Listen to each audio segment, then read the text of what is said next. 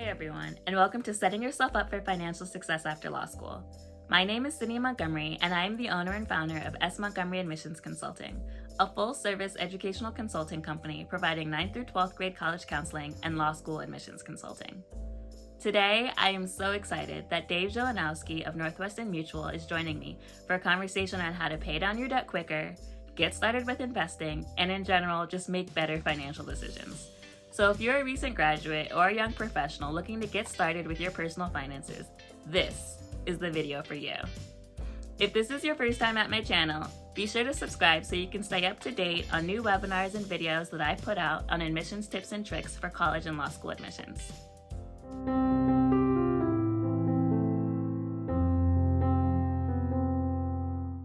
Hi everyone, thank you so much for coming to Setting Yourself Up for Financial Success After Law School, a conversation with David Szelingowski of Northwestern Mutual. My name is Sydney, and I'm so glad that you've decided to join us today. And I'll just say, this is for students after law school, but it could apply to any graduate school, if you're nearing the end of a graduate school program, or even if you're just looking to see what the advice is for postgraduate studies, this is definitely the place where you can get a lot of information.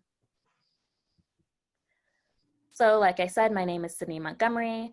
I am from Montgomery County, Maryland. I graduated from Princeton University with a degree in English and a certificate in French language and culture. I then went straight to Harvard Law School, where I focused most of my efforts on child custody and domestic issues. I clerked for a judge when I graduated in Maryland, and I practiced family law for a little bit in Montgomery County. I recently completed and kind of joined the graduate school committee membership for the Independent Educational Consultants Association. I have my certificate from the University of California, Irvine Division of Continuing Education and Independent Educational Consulting. I'm also a new member of the ethics committee for the Independent Educational Consultants Association, and I'm a member of the Potomac and Chesapeake Association for College Admission Counseling. So I really believe in ethics. I really believe in professional development. I really believe in standards. I have been consulting since 2012. My motto is I don't make promises about schools. I make promises about students. I want my students to be inspired, to be empowered, and to be all that they can, to reach their full potential. I love helping people, achieve their dreams and realize the goals that they've set for themselves. So I offer both 9th through 12th grade college counseling as well as individual law school consulting. And I've been offering law school consulting since 2015. Over 85% of my applicants have been accepted to a top 20 law school. My practice has always been virtual, even before COVID, which allows me to see students across the East Coast, the West Coast, the Midwest, and even abroad. I have a few international students. So I'm really flexible and able to meet students where they are in their time zones and able to meet them where they are in their journey. I believe that as a profession, I try to increase access and affordability for both law school consulting and college consulting, and just helping make the profession as accessible as possible. But before I turn it over to Dave, I'm going to let you know that if you have any questions after this recording, you can email me at info@smontgomeryconsulting.com. You can also follow me on Instagram at @smontgomeryconsulting. This webinar will be posted to my YouTube channel. You can search it as Montgomery Admissions Consulting. It'll also probably be cross-posted to my Facebook. I've got a Twitter, I have a LinkedIn. Definitely follow me, get your questions answered. And then if you at any point want to know how I can help you on your law school or graduate school journey, like I said, I offer individualized law school consulting. I believe in affordability, so I can usually work with anyone's budget. So without further ado, I'm going to turn it over to Dave, and he is going to talk to us a little bit about how we can set ourselves up financially after we graduate. Great. Thank you for the introduction. And I'm not sure I could follow that resume as well. I'll give you a little background on my life and what led me to my current career path. But I'm Dave, as Sydney said, Szelingowski. Great attempt at the last name. I love it. I've been in the industry now for a little while, and I came from a career as an educator. So when I graduated Princeton, I left the school and embarked on a career as a teacher and coach. Ultimately went back to school, have a master's degree from Seton Hall University in leadership, and later in life transitioned in mid-career change to my current occupation as an advisor. And one of my goals is really to help educate clients on things that I was passionate about personally for my own family and my own position. So helping educate people on what's out there and what other successful people in their position are doing is important to me. Because, you know, my goal's educational. I want to build that advisory relationship and get to know people. I certainly didn't get into this field of work and business because I was a salesman or I wanted to do that, but I'm passionate about the personal financial planning. And I wanted to expand that to others I cared about and reach out to others who probably weren't doing some of the steps that were necessary to achieve their goals in the long run. So I think deep at heart, I'm still a teacher and coach, and that's what drives my business and my practice. I just teach and educate on a different subject now. So, you know, when I transition my conversation with clients, it usually switches gears and becomes about how we help clients build their plan and achieve their goals. And that starts with getting to know them on a personal level and then moving on from there about how we can best add value to the relationship between the two of us. You know, as Sydney said, I have LinkedIn and email contact that'll be available after this message. Feel free to reach out if you have any personalized questions or things that pop up that maybe you're not willing to put in the Q&A or the chat. I'd be happy to connect after this to kind of give a little one-on-one analysis on the side. But, you know, a lot of my discussion today will revolve around the basics and kind of a 30,000-foot view for the young professional and what you should be thinking about as you enter the workforce, as you embark on your journey and really enter the earning years of your career from now until retirement. So that's kind of what I want to get into. And I don't know if I can share my screen here. Sid, are you still sharing? Let's see. Can you share it now? Let's give it a shot here. Share screen. This will stop the others. Okay, here we go. Can we see that? Yes. Ah, perfect. Okay. So some of the basics that we want to talk about and get into today are really around what you see for your future and what your individual goals are. That really drives the basics of any good, strong financial plan. Understanding what your current status is and where you want to go is really important. It's not about assets under management. It's not about being a quote unquote good client or bad client prospect. It's really about understanding what it is you want to achieve and how somebody like me can help you get there, right? So my team and I look to focus on, go back. 5 key actions when we look at someone's plan. So we want to make sure that they're saving some portion of their income. We also want to make sure that they know and they track and they understand their budget and how they spend.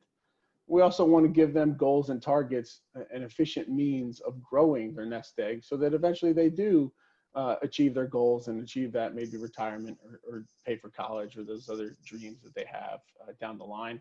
But we also want to make sure that the last 2 are critical too. And that's making sure that you can take care of the causes that are important to you as an individual, and that you're also protecting yourselves from any downside risk that comes with life, right? Life in general, whether that be, you know, risks that can disrupt the household or the balance sheet, or just general financial risks and being mindful of the risks that we take when we set up an asset allocation or build a plan for individuals that's customized to their goals.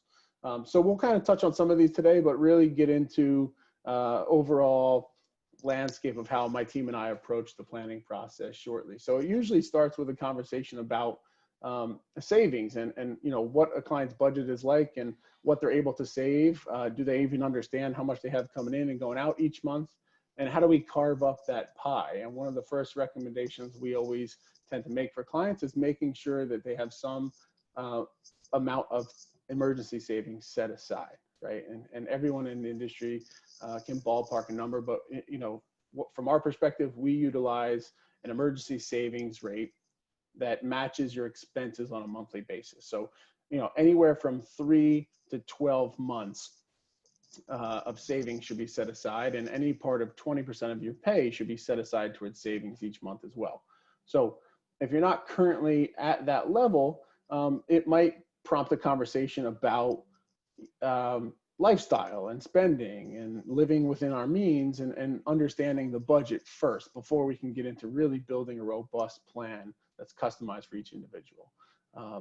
So if someone is saving along those lines, we want to make sure that on the emergency side of things, again, to protect from any downside risk, if it's my house, the hot water heater blows up on Christmas Eve, which happened to me last year, and things like that pop up. So we want to make sure the clients we work with have some amount of savings set aside, anywhere from 3 to 12 months of expenses. So if you're running, let's just use round numbers, $5,000 bucks a month of expenses overall, all in, we want to make sure that we have anywhere from 15 to, whatever your upper threshold is. Maybe it's 50K sitting aside in a savings account that's liquid, that you have access to, that if you lost your job, if you were in an accident, or you needed some type of short-term liquidity, you had access to. But that money is essentially there in an emergency situation. And again, that's factored based off of your monthly expenses. And that number changes as life changes, right? You buy a new house, you buy a new car, you get married, you have kids, that number should adjust with lifestyle and income to maintain some portion of a cushion on the balance sheet. So I'll pause there for a moment and see if there's any questions that have come in. And if not, I can keep going into kind of some of our fundamental planning strategies.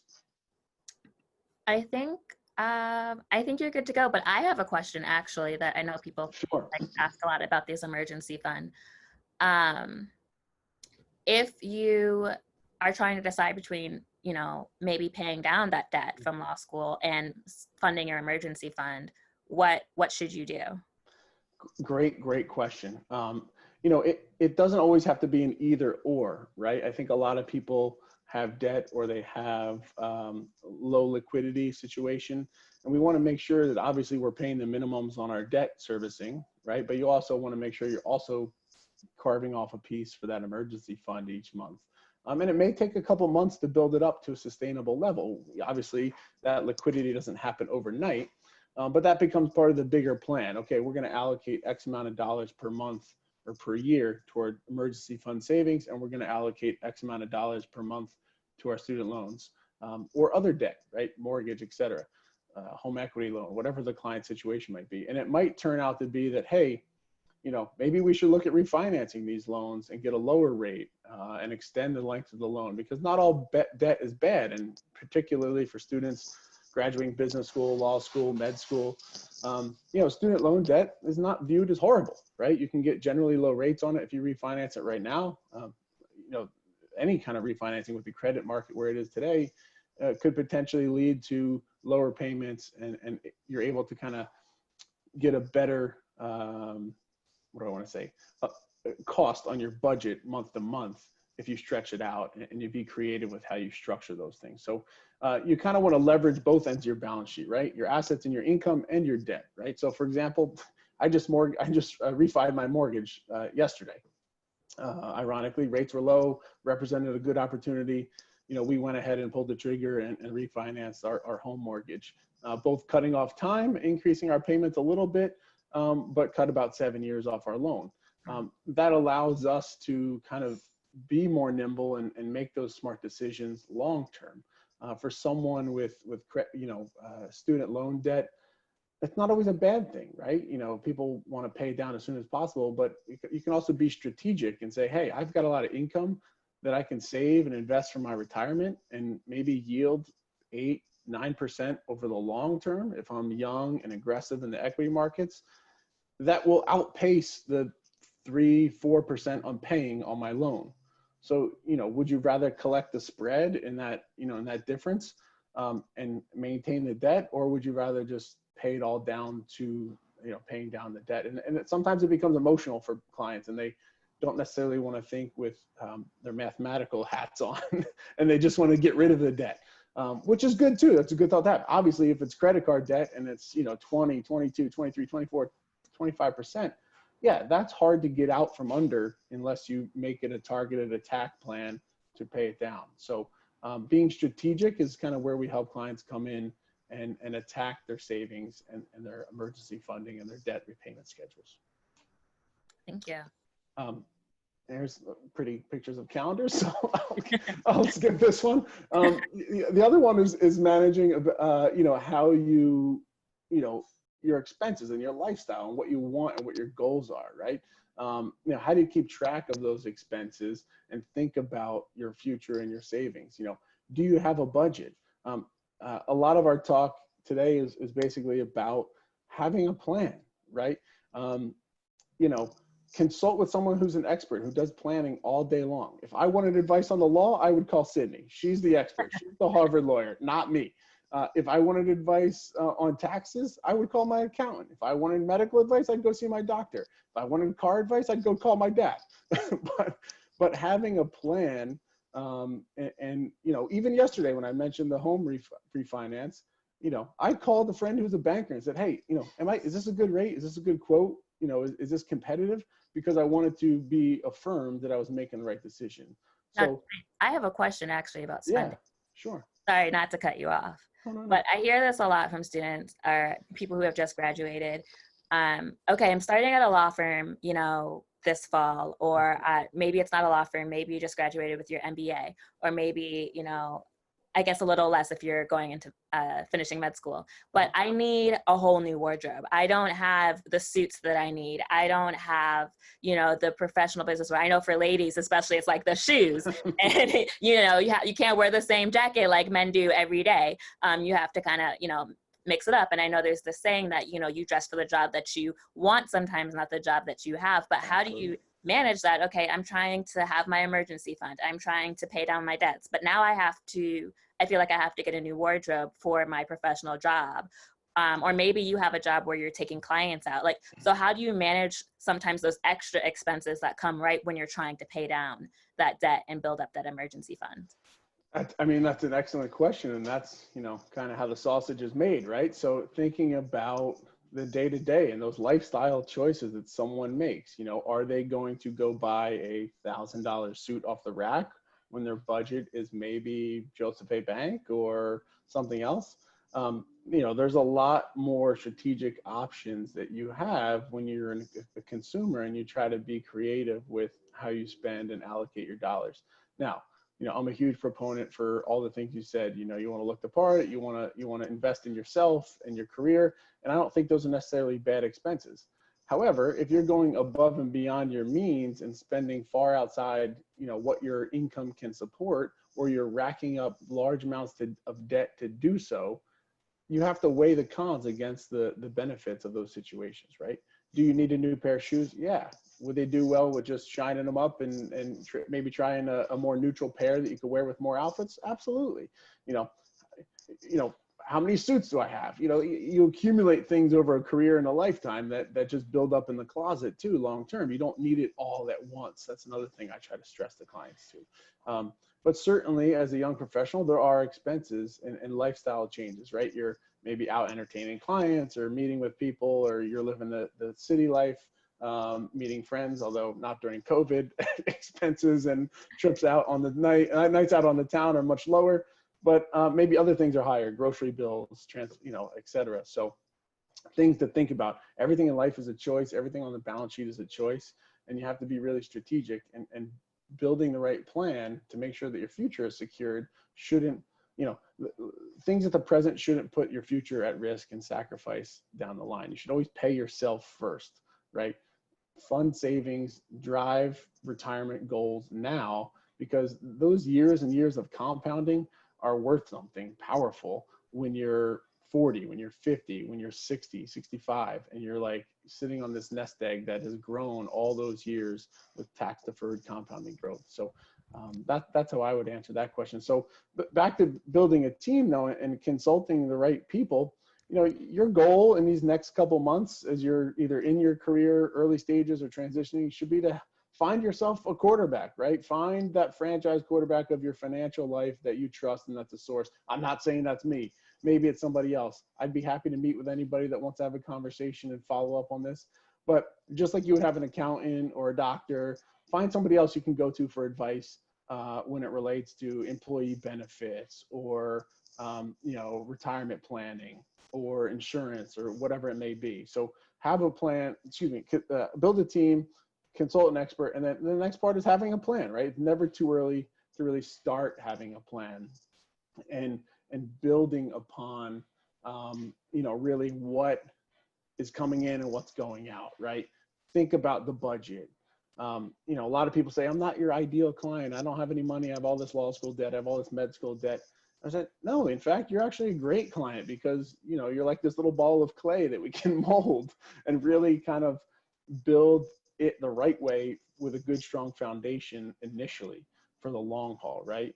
And what do I mean by having a game plan or building one? Think about your goals. Think about what you want and what puts you on track to achieve them, right? Having a plan without goals is really like, taking a vacation without plane tickets, right? You want to understand why you're doing what you're doing. Why did you go to law school?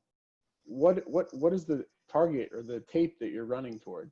Do you want to make a difference like Sydney's dedicated her career to? Do you want to earn more income? Just purely, is it status? Is it that you want to retire young? What does financial independence mean to you? Do you have short-term goals? Pay off law school debt, pay off business school debt. Do you want to purchase a place, an apartment, a home? Do you want to save for a wedding, save for a baby, pay for college? Do you want to just be able to travel or, own a vacation home someday? People have certain things in the back of their mind, but, think about it. I find that a lot of advisors never ask those questions. They want to know what the assets are, what the debt is, and kind of pitch investment ideas. But I'm not here to do that, right? Everyone's plan is different, but, I want to know the why you want to grow your assets. What's the end game? Then we can start figuring out how to most effectively achieve that means and put you on the right track for success to hit those things. Because if it's not personalized, then, you could just go to Betterment and type in anything and the computer will tell you what you should be doing, right? So you want to make sure that you have that relationship, that you can go to someone, that you can build that plan that fits you, that fits your family, that fits your situation. And then, be engaged, be committed to the process.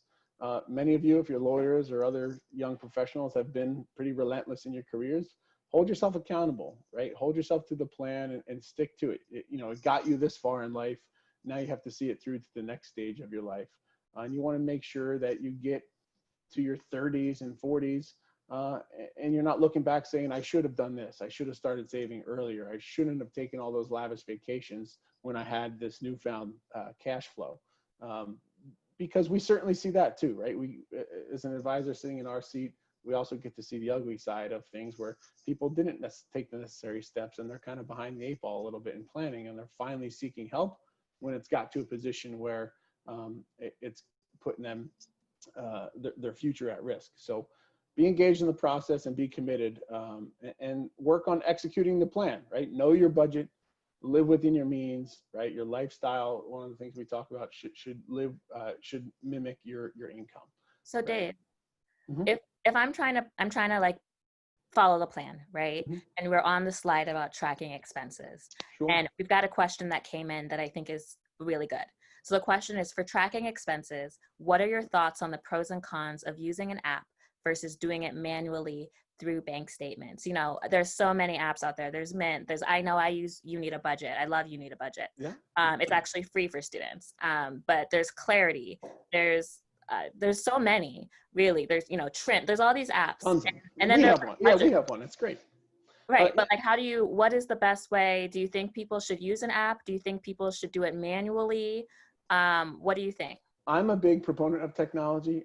It comes down to how you track your life, right? And how comfortable you are with technology, right? Everyone has an app. You said it. You use a different one. We have one at Northwestern Mutual that you can log in and link accounts and credit cards, et cetera. And it actually live tracks your financial plan and your march toward your goals. Some people really like it, and some people don't want to go through the process and do all of it.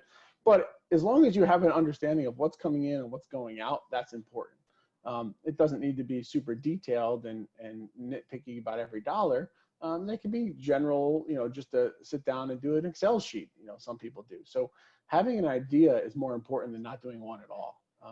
You know, if you've never been through the exercise of making a budget, I think, you know, there's forms I can send you that have just generalized list of expenses that you can think about. Oh, well, what do I pay for my Netflix subscription? What do I pay for my gym membership? What's my car payment? What's my health insurance? What's my, you know, et cetera. So how we generally, you know, carve up the pie is looking at our income and saying, as you can see on the screen here, about 60% of your income should go toward those essential expenses: your housing, your food, your insurance, your debt, loan servicing, you know, general things that are necessities in your life. Savings, you should pay yourself, right? 20% of that pie should be carved up and should go toward your future and some type of savings. And then, you know, 20% you should, you know, utilize and spend it on whatever you want, discretionary, truly discretionary. You want to go out, you want to have a night on the town, you want to have a fancy dinner, you want to take a vacation, you want to go somewhere, you know, that should come out of your discretionary budget. And look at that as a rule of thumb. If, you know, essential expenses are way too high based on your income, then I think you need to think about the lifestyle changes you could make. And obviously the big ones are housing costs and car payments and other higher valued items on the expense side of things. So it might cause people to rethink what they're doing here. Or if they find that they're spending way too much on nights out and dinners and ordering too much from Grubhub at night. So, you know, they might have to just reshift some of the discretionary expenses to savings. But yeah, I think having any of those apps are great. Certainly better than having no budget at all or not knowing or have never done that type of exercise. And how often would you recommend someone do this kind of exercise, reconcile their budget? Hey, anytime there's a major change, I mean, we meet with our clients and do annual account reviews once a year and just get things updated. Hey, what's changed? We want to review the plan. What worked, what didn't work? New home, maybe new baby. Are you married now? Are you planning a wedding? Has there been a job change? Is there an increase or decrease in income? You know, with COVID, we've seen some clients be laid off or, you know, business really pick up during this time, depending on the field that they're in. You know, have employee benefits change? Have the goals change for you and your family? So the plan should evolve with you, as well as just revisiting the budget and doing kind of the behind the scenes dirty work to make sure that you're up to snuff and you understand what's going on.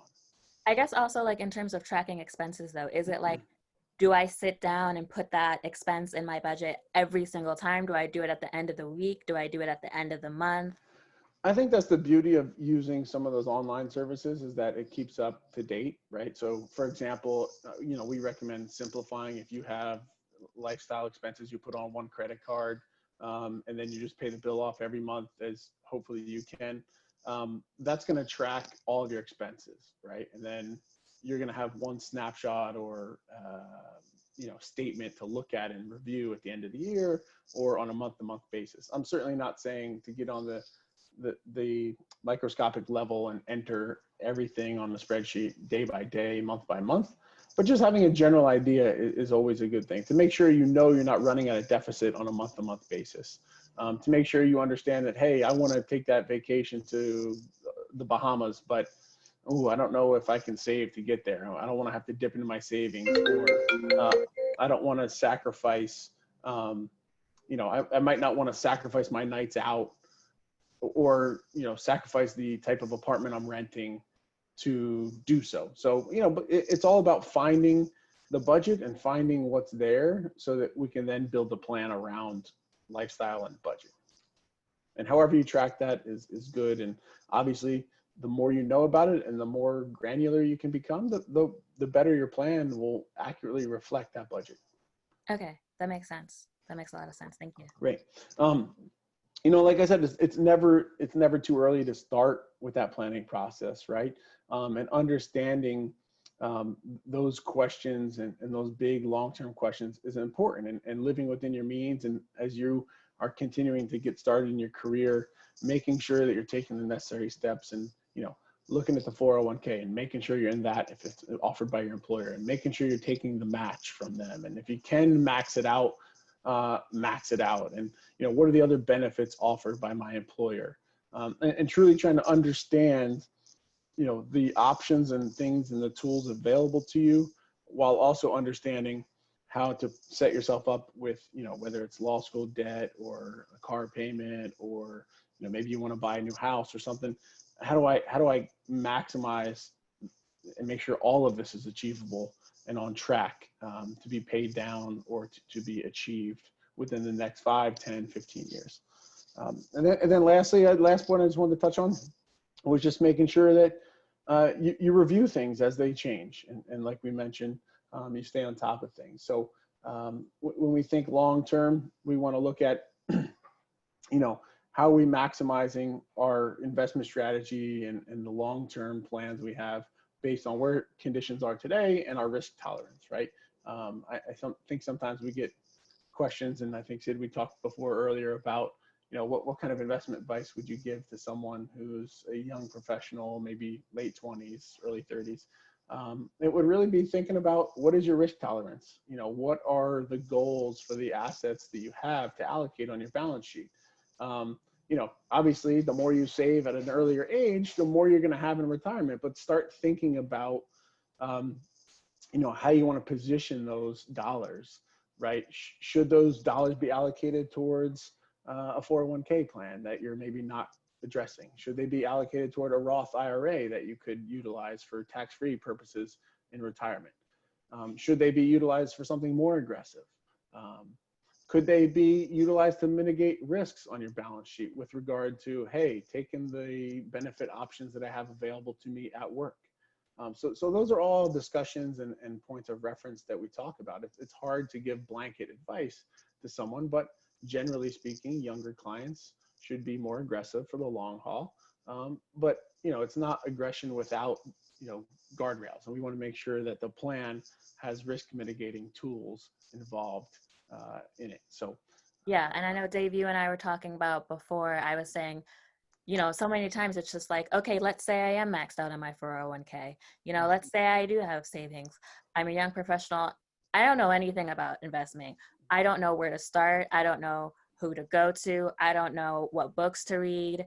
I think you said some really great things earlier about, because I was like, well, what about real estate investment? Like there are so many different types of investment out there. Like, what kind of things should I be thinking about as I'm embarking on this investment journey? Yeah, a lot of the strategies that we try to educate clients on is just about giving yourself options in retirement, whether that be from a tax efficiency standpoint. If you're already maxing your 401k and you have savings above that and your debt picture looks great, and you are essentially making the next big step in your financial freedom, that's awesome.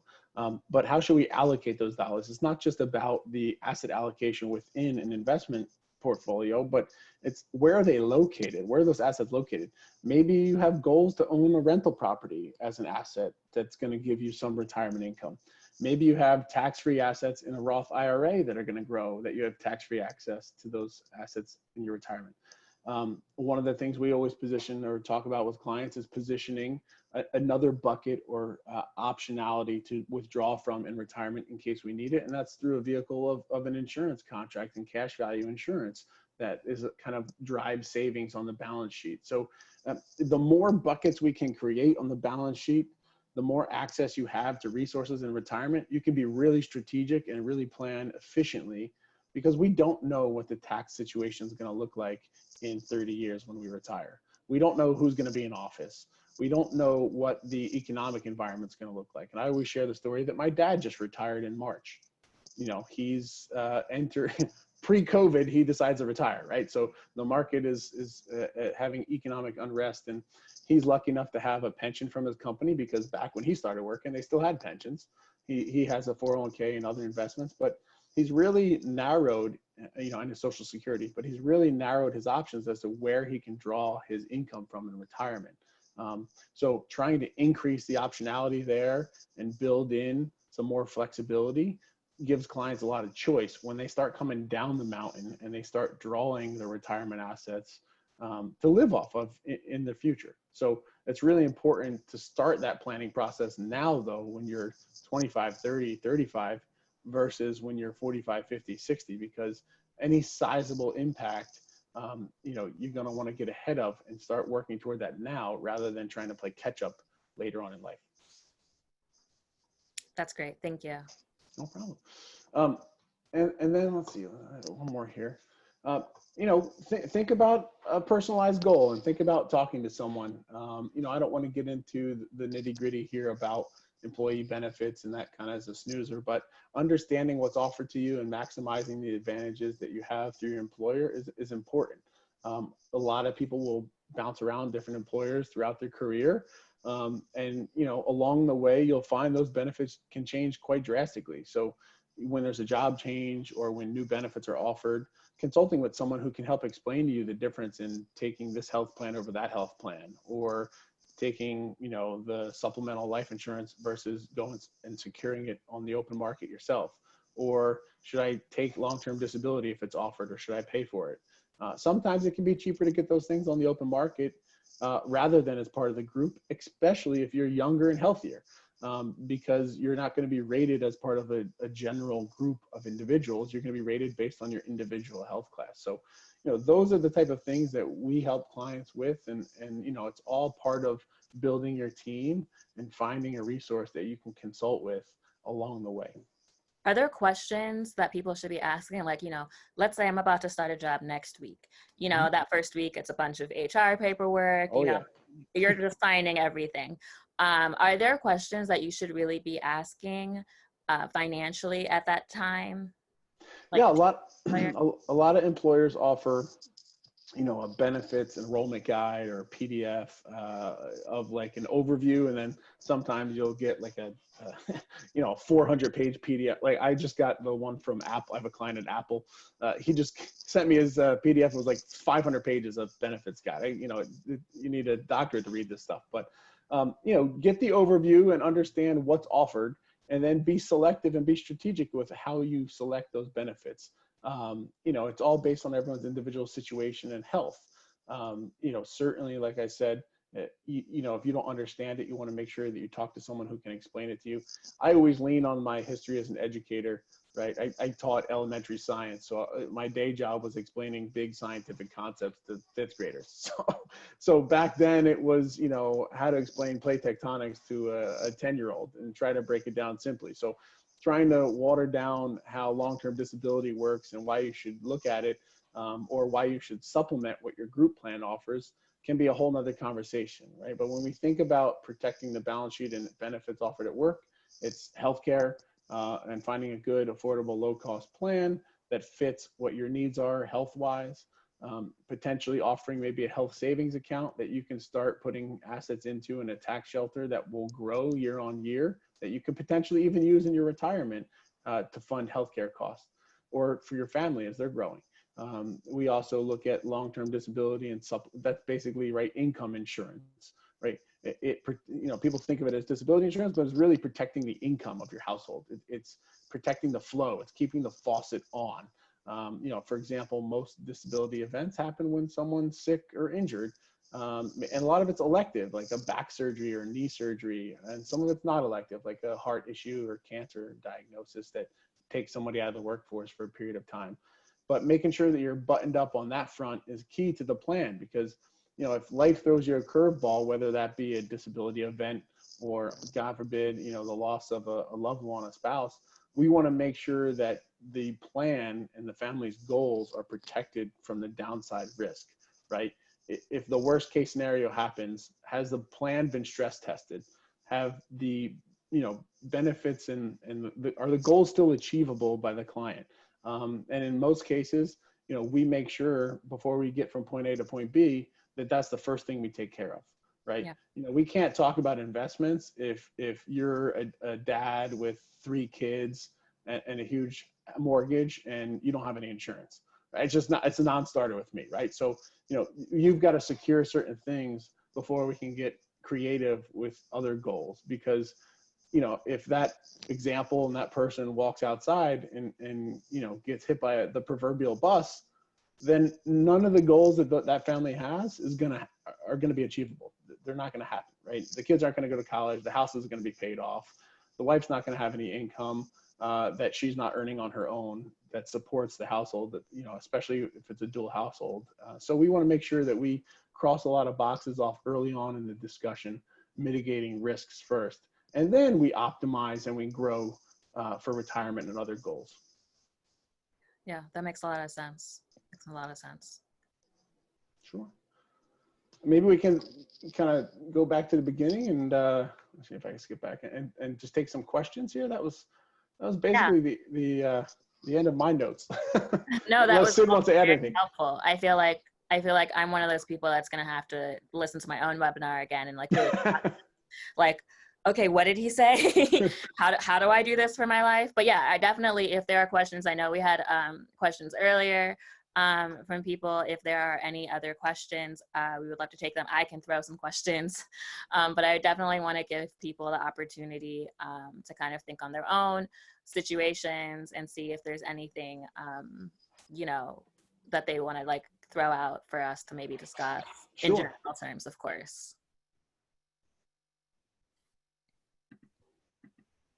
But I guess while I'm waiting to see if people have questions, I guess one of the things that I would ask is, okay, so this is probably such a basic question, but you know, you've heard of like the snowball debt effect versus the, I don't know what the other one, it's not an avalanche, I don't know. But you know, how do you, okay, so let's say we've got law school debt or grad school debt, and that's good debt, theoretically, quote unquote good. Maybe that has the super low interest rate. And then we've got, and that's probably a big number. Let's just say it's $100,000. Sure. At 6%. I was going to say higher, but okay. Well, I'm being real generous. So $100,000 at 6%. But then maybe you have a car payment, and maybe you have, let's say you've got 2 credit cards, like, you know, one's at 20% and one's at 15% or something like that. You know, like, how do you figure out which one you should be targeting? Great. Great question. So we typically target the highest rate debt, especially if it's the larger amount of debt. If they're about equal amounts, right, you want to target the higher one. If there's $500 on one card and 3,000 on the other one, obviously that's a much higher number in terms of digging yourself out from under. We want to make sure we address that first. Sometimes, depending on the client and the intimate knowledge of the client, we might even recommend consolidating that debt and getting a card with perhaps 0% interest rate for a year or something, just so that they can buy themselves some time. However, it becomes a goal-oriented question, and making sure that we're targeting those as payable, goals to pay down and service that debt, right? We don't want it to certainly balloon out of control. Typically, the advice to clients with credit cards is, you should be able to pay it off every single month. Obviously that's not always feasible. But if it becomes an expense to income issue, we need to make sure that we're not continually digging the hole deeper year on year or month on month, excuse me.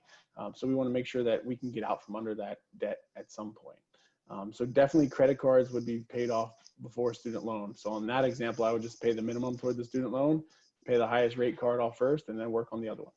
Okay. And then another question is, so many students, I know myself, I was the first one in my family to go to graduate school. And so many students, when they find themselves, especially first-gen students and minority students, they end up supporting their family members, right? Like whether it's voluntary or sometimes it's really not voluntary. Like sometimes this is just the situation that we're in, and like I have to help out my sister, my father, my aunt, whoever it is, my grandmother, like I am their primary source of financial support. So it's not an option. How do you balance those obligations with also your own personal, like you're trying to get yourself in a different financial position? It's an age-old question. That's terrific. I mean, it all becomes choice and sacrifice, right? We talk endlessly, I think, with clients about paying yourself first and making sure that you're saving for your future. If it becomes a question of school and helping someone with college or tuition, you can borrow for college. You can't borrow for your retirement.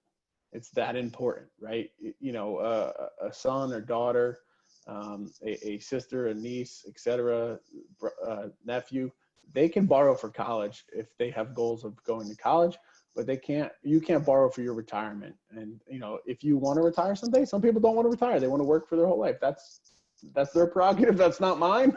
But if they seek to retire someday, they have to make a choice, and it's either going to be their future or helping someone achieve their goals at the sacrifice of their own goals. So that's a tough question. There's no answer. You know, everyone's situation is different. There's no answer I can give that says, hey, yeah, you should pay that bill for them. But it becomes about, in the end, what are you doing to take care of yourself first, even if it's family and everything that obviously we all sacrifice for. So there's no right or wrong answer to that one. Everyone has to be educated on the choice and then make it. So I have a question that came in. It said, the person says, I'm tired of renting and throwing away money when I could be working towards having an asset, but I also have law school debt. So is it counterintuitive to make home buying a goal at this time? No. I personally would love the answer to that question. No, not at all, right? Depending on where income is, and I'd love to talk to this person offline, but depending on where income is, you'll find a lot of borrowers are willing to extend significant amounts of a home loan to someone who is potentially a lawyer who they know will earn an increasing salary that will easily be able to service the debt of the student loans and the home loan. So let's just take, for example, your average, first year associate. Maybe they're making, I don't know, $200K a year or something, when all in, and they've got $200K of debt on the balance sheet from law school or business school or whatever. But they're looking to secure, they have some savings they want to put down toward their house. I think that's a great use of your savings, especially long term when you start looking at, hey, rates are really, really low. And if my loan on my law school rate is low and my loan on my house is low, then I could start, that can start to be some of my forced savings in building value in an asset. Personally speaking, that's what my wife and I did many years ago. We've been in our home, 8 years now. And we just refinanced and took advantage of those lower rates so that we could be really strategic and start to own our house long term. And I think it's a great way to kind of, I don't want to say lock in your rent, but it locks in a living expense, right? Yes, our taxes go up incrementally and our home insurance goes up incrementally, but we've essentially locked in our cost of living, the biggest cost of living for the next 15 years. Right. And as incomes rise and as things continue to grow, right, our baseline major expense is going to stay flat. And that's what it's done for the last 8 years. And that's what it will do for the next 15 years of the refinance. That's typically the largest expenditure on people's balance sheet. So if you can secure that and not get into a situation where you're having rent raised on you, or you're bouncing around and moving a lot, or you feel you're just giving away your money to a landlord, then sure, make the leap of faith and investigate buying your own place. I think it's a great idea. It also gives you a lot of financial flexibility and freedom, because once you start to build equity, not to cut you off, Sydney, there, you have a lot of leverage on your own balance sheet that you can access, right? If I wanted to put a pool in the backyard, I could go borrow against the value of my asset and pay it off over the long term. I'm not putting a pool in my backyard. Living large over there, Dave. Yeah, no, I don't think my yard's big enough for a pool. So, now, would you have that same advice if that person had, let's say, law school debt and consumer debt? So they have savings. Let's just say, first, their cars are not paid off, but they do have savings. Would you say, take that savings, pay off the cards, even if that means you then can't take the savings and put a down payment on a house? Or would you rather take that savings and put a down payment on a house, lock in your living expenses, and then worry about your consumer debt? It's all going to be a trade-off, right? So you need to make sure that, if the rate on the car loan is payable over the next 7 years and it's a fair rate, then that's not necessarily a terrible debt either, right? A home loan, a car loan, student loans. I mean, like credit card debt, though, consumer. Yeah, credit card. If you still have credit card debt that's significant, it might be hard to secure a loan, frankly, because they're going to run a credit check and make sure that you can service all the debt you're taking on. Okay. So if you can't service the debt, then they might not even extend you the loan. So I would definitely say, hey, take care of the credit card debt first. But if you have no credit card debt and it's just the student loan debt, and you're looking to use the leverage of a newfound career and income to secure a loan in a place, I would definitely look into it. And I have recommendations of people that you can talk to, whether it be a banker or a loan broker who can basically set you up with the best options in the current market environment, or at least maybe give you pre-approval to go out and start shopping and say, hey, Sydney's been approved to purchase a home value for X. Then you can go out with a budget in mind and say, hey, I can afford to pay up to this amount. The bank will give me up to this much money to go shopping. Let's go see what we can get. Okay, that makes a lot of sense. I'm gonna see if there's a couple more questions. I think there might be one or two still coming in. I cannot tell you how helpful this is. Sure. Sometimes there's so many things. It's like, I just graduated. So I know when I just graduated, I bought a car because I needed a car to get to my job. And I guess, I love my car. Got to treat yourself sometimes. I love my car. I would not trade my car. Maybe I should, but I wouldn't. But, like those are the things that you're deciding between, like, do I treat myself with this new car? I just busted my tail for 3 years. If it's medical school, like 11 years, residency fellowship, like I want a car, but like trying to figure out, okay, well, like what else do I need to be doing like with my money, and like how can I be thinking strategic? And the house buying thing is so good. I know sometimes people have told me, and maybe you can talk about this a little bit. I've been advised sometimes, okay, you don't even need to live in the house. Like you should just go buy a house so people can rent in it, and then like they can pay your mortgage for you. Like, what do you think about, like, is that a good thing to do? I mean, that's another risk, right? Because then you have to play landlord. You don't know what kind of renters you're going to have. Some people like the idea of, hey, I want to own multiple properties, and I like that. That gets me excited. That's one of my goals in life. I know some clients that own 3 or 4 houses that's what they want to do. They want to leave their children a litany of properties. Yeah. That's terrific. Hey, that's an awesome, admirable thing to say. But it really has to be individually specific. Like, are you the type of person that wants to be a landlord? I don't know if that's me. I don't know. I don't know if I want calls in the middle of the night because the dryer isn't working. Like, I don't know if I want to pay a management company to handle that stuff. But it really comes down to, is it smart? Are you going to be able to get enough rent to service the mortgage, or are you going to be covering a little bit extra each month? Or if you do get enough rent to service the mortgage, what are you going to do with the little bit of extra that maybe comes in? Are you going to set that aside in a rainy day fund so that when the hot water heater blows up at your rental, you can pay to fix it? Or are you going to have to go in your pocket or put it on your credit card? So those are all questions I would ask myself if I'm going to get into the renting landlord game. Which, is up to the individual client. Obviously, if you are still looking at paying down credit card debt and maybe you don't even have your own home, maybe owning your own home is the first step, then adding things down the line. But it's obviously all up to the individual and their choices and their plan.